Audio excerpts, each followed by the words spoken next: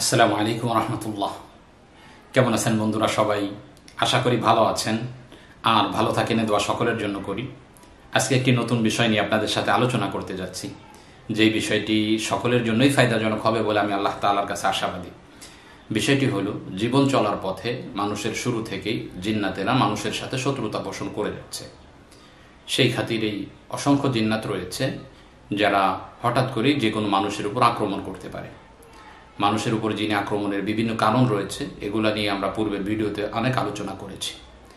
আজকে আমরা যেটা নিয়ে আলোচনা করতে যাচ্ছি সেটা হলো, আপনার পরিবারের যদি কোনো সদস্যের উপর হঠাৎ করে জিন্নাতে আক্রমণ করে বসে এবং জিন যদি তার শরীরে সোয়ার হয়ে যায়, এখন আপনার করণীয় কি কাজ আপনি করবেন। এক্ষেত্রে দেখা যায় সে বকাবকি করতে থাকে, ঘর থেকে বের হয়ে যেতে চায়, অনেকেই আছে ভাঙাচোরা করে। এই পাগলামি যখন শুরু করে, অনেকে আছে নেশার বন্ধ হয়ে যায়, ঘাড় বাঁকা হয়ে যাইতে থাকে, চোখ বড় বড় হয়ে যায়, মুখ থেকে ফেনা বের হয়ে যায়। এরূপ ভয়ানক অবস্থা যখন দেখা দিয়ে থাকে, তখন পরিবারের লোকেরা তখন আর কোনো দিশা পায় না, কি করতে হবে কোনো রাস্তা খুঁজে পায় না, অনেক পেরেশানির মধ্যে পড়তে হয়। আর এই সমস্যাটা সবসময় যে দিনে হবে বিষয়টা কিন্তু এমন না। যে কোনো পরিবারের মধ্যে হঠাৎ করে এক সদস্য রাত 12টার সময় আপনার অসুস্থ হয়ে পড়তে পারে, 1টার দিকে অসুস্থ হয়ে পড়তে পারে। তো আপনার পরিবারে যখন কোনো লোক এই জিন্নাতের আক্রান্ত হলো, তখন এই রাত্রে দেখা যায় সমস্ত লোকের ঘুম হারাম হয়ে যায়, সারা রাত্রে জেগে থাকতে হয়, তাকে কষ্ট করে রাখতে হয়, এরূপ একটা অবস্থা চলমান থাকে। কিন্তু কিছু কৌশল এমন রয়েছে যেগুলো যদি আমাদের জানা থাকে, তাহলে আমরা নিজেরাই অতি দ্রুতই ওই জিনকে রোগীর শরীর থেকে দূর করে দিতে পারি। আমরা সেই পন্থাটাই আজকে আপনাদেরকে বলতে যাচ্ছি। তাহলে আলোচনাটা আর দীর্ঘে না সামনের দিকে অগ্রসর না করে মূল বিষয়টা বলি। মূল বিষয়টা হলো, যদি কোনো রোগীর উপর এভাবে জিন্নাতে আক্রমণ করে, তার যে কোনো অবস্থায় হোক, এখন কি করতে হবে আপনি বুঝতেছেন না। সেক্ষেত্রে বাড়িতে যদি কোরআনুল কারীম পড়তে পারে এরূপ একজন লোক থাকে, 30 নম্বর পারার মধ্যে একটা সূরা আছে যেটাকে সূরা আলাম নাশরাহ বলে। আলাম নাশরাহ লাকা সদরাক ওয়া ওয়াদানা আনকা বিজরাক, এইরূপ যে সূরাটা আছে, এই সূরাটা আপনি ইখলাসের সাথে 3 বার পাঠ করবেন। 3 বার পাঠ করার পরে আপনি পানিতে ফু দিবেন। একটা পানিতে ফু দেওয়ার পরে এই পানিটা এবার আপনি হাতের মুঠায় নেবেন, নিয়ে রাগান্বিত অবস্থায় এভাবে রোগীর মুখে মারবেন।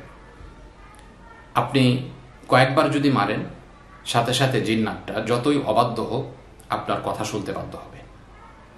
তখন সে চলে যাইতে চাবে, অথবা পানি মারতে নিষেধ করতে পারবে। চলে যাইতে চাইলে আপনি তাকে বলবেন যে জীবনে আর তুমি এই রোগীর কাছে আসবে না, তাহলে তোমাকে চরম পর্যায়ে শাস্তি দেওয়া হবে। এ কথা বলে আপনি জিনটাকে বিদায় করে দিতে পারেন। অথবা সে যদি চলে যেতে না চায়, আপনার সাথে কথা বলতে চায়, তাহলে আপনি তার সাথে কথাও বলতে পারেন। বাকি কথা বলার ক্ষেত্রে কোনো সীমালঙ্ঘন করে সে যেন আপনাকে ধোঁকা না দিতে পারে সেদিকে লক্ষ্য রাখবেন। কারণ হলো, জিন্নাতেরা যদি আপনার সাথে কথা বলে, আপনার কথার দ্বারা যদি বুঝে যায় আসলে আপনি তদবির জগতে দুর্বল, কোনো কিছু বুঝতেছেন না, তাহলে সে আপনাকে ধোঁকা দিয়ে রোগীর শরীরে থেকে যাওয়ার জন্য চেষ্টা করবে। তো আপনি তার সাথে এই বিষয়গুলো না কথা বলে, কেন এসেছে এটা কারণ জিজ্ঞাসা করে, হিন্দু না মুসলমান এটা জিজ্ঞাসা করে আপনি তাকে চলে যাওয়ার জন্য বাধ্য করবেন। যদি না চাইতে চায়, তো আপনি আবার ওই পানি পড়ার পানিটা আবার তার মুখে ছিটাইতে থাকবেন।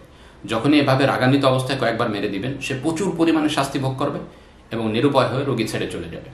তো যেই কাজের জন্য আপনার সারা রাত্রে জেগে থাকার প্রয়োজন দেখা দিয়েছিল, সেই কাজটা আপনি মাত্র 5 থেকে 10 মিনিটের মধ্যেই করে ফেলতে পারবেন। একটি সহজ কাজ, শুধু আপনার জানা থাকলেই অতি দ্রুতই সমস্যাগুলো সমাধান করা সম্ভব। এটা একটা চমৎকার রুকিয়া, যেই রুকিয়াটি প্রয়োগের মাধ্যমে যে কেউ উপকার পৌঁছাইতে পারে ইনশাআল্লাহ। তো আজকে এ পর্যন্তই, দেখা হবে অন্য কোনো দিন অন্য কোনো বিষয় নিয়ে। আসসালামু আলাইকুম ওয়া রাহমাতুল্লাহ।